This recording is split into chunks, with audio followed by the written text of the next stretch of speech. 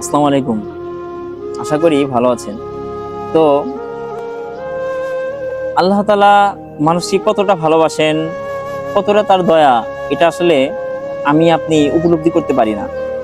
আমরা মনে করি আমাদের মা, বাবা, ভাই, বোন যারা আমাদেরকে ভালোবাসে, যারা আমাদের আপনজন, তাদেরই মনে হয় সবচাইতে পৃথিবীতে সবচাইতে বেশি দয়া, ভালোবাসা, মমতা।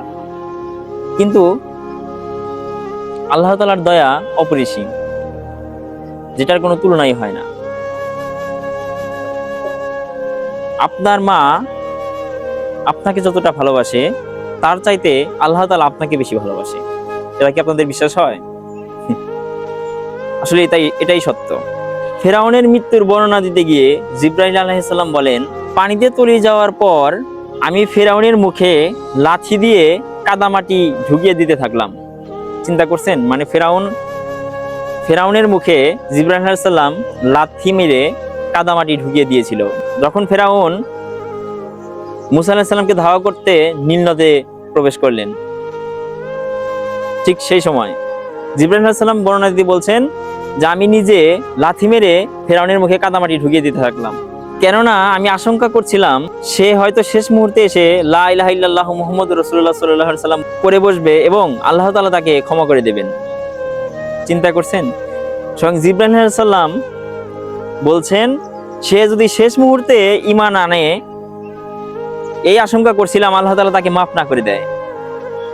তাহলে চিন্তা করছেন আল্লাহ তাআলা কতটা দয়ালু। এই হাদিস থেকে আল্লাহ তাআলার সাথে জিবরাইল আলাইহিস সালাম সম্পর্কের একটা চমৎকার দিক উপলব্ধি করা যায়।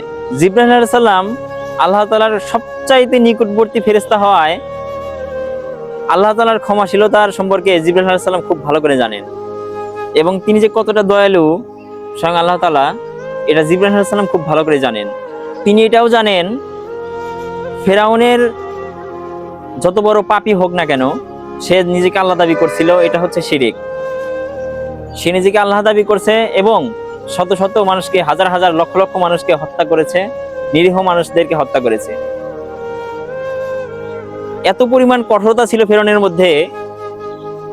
জিবরাইল আলাইহিস সালাম বলছেন ফেরাউনের যে এত কঠোরতা, আল্লাহ তাআলা তার চাইতেও কোটি কোটি কোটি কোটি গুণ বেশি আল্লাহ তাআলার দয়া।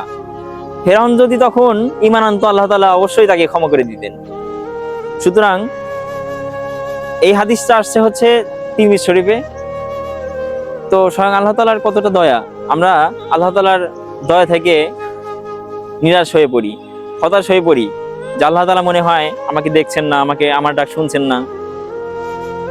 হওয়া যাবে না, আল্লাহ তাআলার উপরে বিশ্বাস রাখতে হবে। তো আজ এই পর্যন্তই, দেখা হবে অন্য কোনো ভিডিওতে, অন্য কোনো সময়। তো ভিডিওটি ভালো লাগে অবশ্যই লাইক করবেন, কমেন্ট করবেন এন্ড শেয়ার করবেন। যদি ফেসবুক থেকে দেখে থাকেন অবশ্যই পেজটি ফলো করে রাখবেন, এন্ড যদি ইউটিউব চ্যানেল থেকে দেখে থাকেন অবশ্যই চ্যানেলটি সাবস্ক্রাইব করে রাখবেন।